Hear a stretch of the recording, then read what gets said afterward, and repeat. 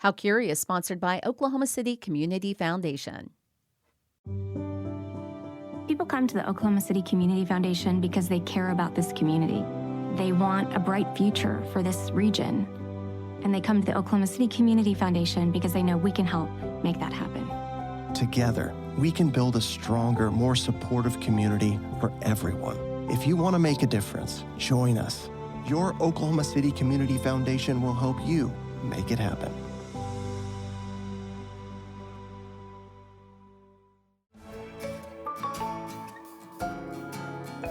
Hello, welcome to KGOU's How Curious. I'm Rachel Hopkin. I will have the chicken in the rough, half. I'm with How Curious managing editor Logan Layden, and we're at Beverly's Pancake House in Oklahoma City. This is the last bastion in Oklahoma of a one-time Sooner State menu item sensation that was once franchised across the nation. It was born, so to speak, on Route 66, and according to the Pancake House manager, Candy Barr, people order it a lot. Like I'd say at least 45% of our customers that come in every day. It's because it's hand breaded and made on the spot. Okay. It's not pre-made at all. It's like your grandma's fried chicken. Okay. Logan, did your grandmother fry chicken? She did, in fact, yes, and was obviously great at it. So I'm interested to see how this stacks up. Chicken in the rough is a meal. Kathy Anderson is a Route 66 historian who's recently written about chicken in the rough. It is not a restaurant chain. It is a specific menu item. It is 5 pieces of chicken from half a chicken. It has shoestring French fried potatoes on top. It's served with 2 rolls or biscuits, honey. There's a little finger bowl that you can wash your fingers with afterwards, and it's served on a platter that uses the trademark logo. We'll come to the logo in a minute. Today, most people don't know about chicken in the rough, but there was a time when there were many Beverly restaurants that served that menu item of chicken in the rough. Plus, chicken in the rough itself was franchised to like 38 states, over 300 locations in its peak, and several foreign countries. It all began with a man by the name of Beverly Osborne, who was born in 1896. He was dirt poor. I mean, he lived in a half dugout in sand dunes in Indian Territory in southeastern Oklahoma, and he was always hungry. As an adult, he wasn't much taller than 5'5", and I would have to think part of that was malnutrition when he was growing up. But he had a drive for business, for success.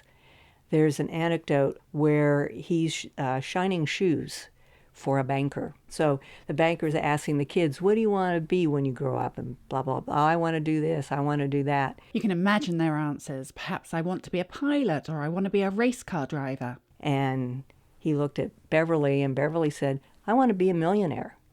I can do all those other things if I have the money. I mean, you know, his goal was set at a very early age. In 1917, Beverly married a young woman named Ruby. The couple set their sights on getting into business in Oklahoma City. Their initial venture, a drugstore, only lasted a few months, but then they opened a waffle shop and gradually added more locations. Still, Beverly had an eye for the main chance and wanted to branch out into a different kind of eatery, something more upscale and exotic. Years later, Ruby recalled what happened next in her diary. Beverly began to scout around for new locations, where the spot at 2429 North Lincoln loomed up to foretell possibilities.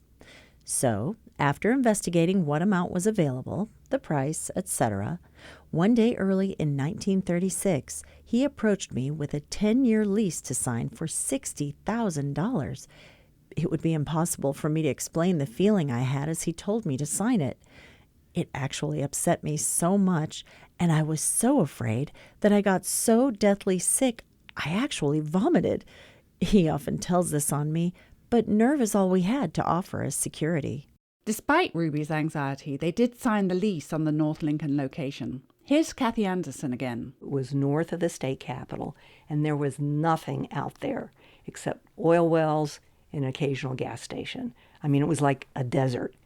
But Lincoln Boulevard was Route 66. Why he thought Lincoln would be a great idea, I have no idea. They were having to build from scratch.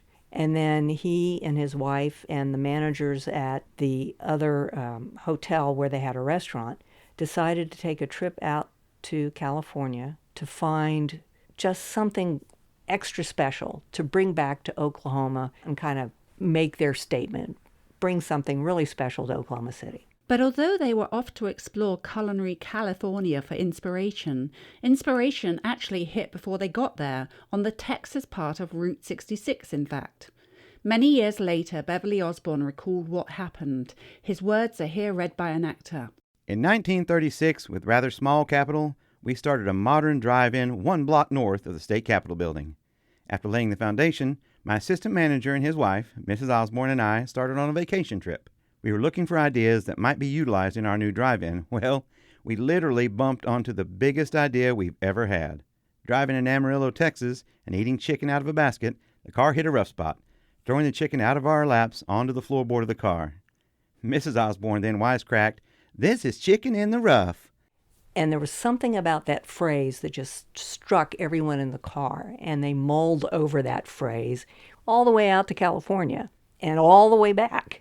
And they had decided that that phrase would mean served without silverware. Bear in mind, this was a time when eating chicken with your fingers was absolutely not the done thing. One etiquette guide of the era, for example, described doing so as a barbarous practice. But the Osbornes were undaunted. The shiny new drive-in restaurant opened in September 1936. Ruby later recalled the reaction to chicken in the rough. It literally took Oklahoma by storm. People were coming in from all over the state just to see and learn what it was all about. We had them ask what in the world it was. Was the chicken served with feathers on? Do we have to pick our own chicken? Do we have to fry it and serve ourselves? By now, we decided we had done something to make them curious, and in doing so would naturally make them beat a path to our door. We had taken such a chance on going out into a territory where there were no restaurants at all, and we wondered if we could get people out that far from town. But from that first opening day, it began to prove a success. And that success got Beverly Osborne's entrepreneurial mind whirring. He had a striking logo created. It shows a rooster decked out as a golfer and apparently rather frustrated in his attempts to hit a ball that's fallen into the rough. Osborne was also interested in making the cooking process unique. He worked with a local manufacturer, and they figured out a special griddle, grill, steamer, or whatever, and he had it patented. And it was that patented item that gave chicken in the rough its distinctive flavor. It wasn't just the griddle item that he sought to retain control over. He also had the special chicken in the rough crockery, glassware, and other related items, as well as the meal itself, trademarked. Then he started to advertise the menu item plus its accessories as being available to franchise. As far as anyone knows, chicken in the rough is the first franchised food item. The idea of this menu item meant any restaurant that met the criteria the Osbornes laid out could franchise this menu item. It would be supplemented by a direct mail campaign with postcards so people would know what was going on. I have seen newspaper ads from, let's say, a new restaurant would open up and they decide to have chicken in the rough. It's a full-page ad. It's a big deal, and we have chicken in the rough. I mean, people knew about chicken in the rough, and it became a household, or pretty close to a household name. This was on Lincoln. See, that's their flagship store. John Dunning of OKC's Trolley Stop Records has been collecting chicken in the rough memorabilia for decades. He's showing me some of the postcards in his collection. This is probably about 1960, 58. See the restaurant? Yes. There's the Capitol. This is Route 66. Okay. So when I was little, we used to eat there. Right. And it was a really cool place. Why? What was so cool about it? Well, just the atmosphere, the architecture, and, you know, there were pictures of Beverly and, you know, chicken in the rough. You know, the guy with the the golf club. John's talking about the rooster logo. Can you remember what it was about the decor that really appealed to you? Well, it was rock and wood, old wood, beaded type panel, old timey. It was just, big, open A-frame ceilings, and it was just always full of people and just a hubbub, And you walk kind of down, and they had these little windows along this kind of walkway, and they were lit up, and they'd have dioramas of that chicken playing golf and things, and it just appealed to a kid. But I guess it appealed to adults too, because it was very famous. But a lot of movie stars ate there, Bob Hope and just all kinds of people. John also showed me some images of Beverly Osborne himself, including at the home the Osbornes shared, which was also on Route 66. Here he is. He had beehives out at that house. Oh, yeah, somebody told me that. See, they had these little jars with honey, like little big creamer jars. And so he supplied his own honey. So, he was always thinking, always doing. Here he is by the chicken in the rough airplane. Oh, yeah. Let me take a picture of that. I love that. That's amazing. Apparently, he had several chicken in the rough airplanes. After all, he was probably a millionaire by this stage. You can see photos of some of the memorabilia on this episode's webpage. Just search for KGOU and How Curious. One of the items is a chicken in the rough placemat, which shows scores of franchise locations. At its height, the dish was being served in around 370 eateries across the US, plus, as Kathy Anderson mentioned earlier, several foreign countries. But eventually the bubble burst.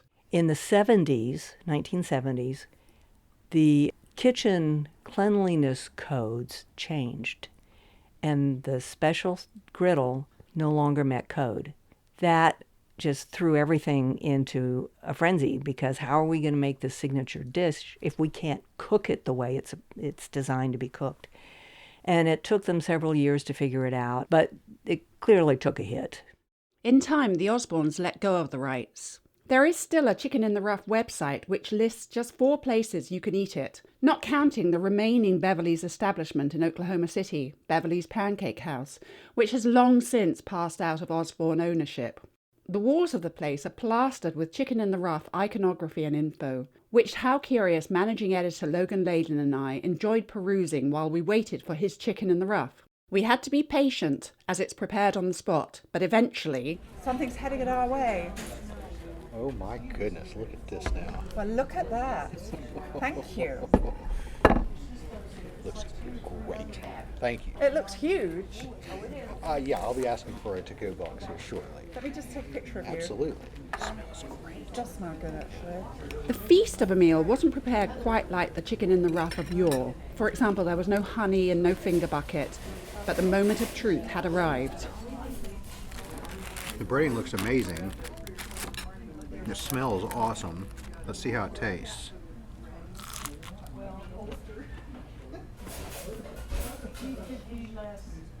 It's wonderful. Well, it's juicy. That's a great flavor on the crust. Is it really good? Yeah, it really is. Yeah, I would not lie about fried chicken. I'm very serious about fried chicken.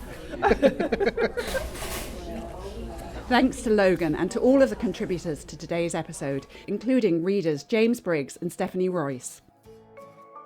How Curious is a KGOU public radio production. The managing editor is Logan Layden. David Gray composed our theme music, and I'm Rachel Hopkin. As always, if you have an idea for a future episode, we'd love to hear about it. So drop us a line at curious@kgou.org.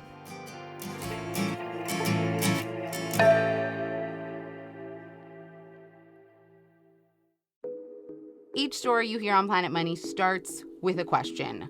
What happens if we refund tariffs? Why are groceries so expensive? At NPR, we stand for your right to be curious, because the forces shaping our world can be hard to see. Follow NPR's Planet Money wherever you get your podcasts and start seeing how the economy really works.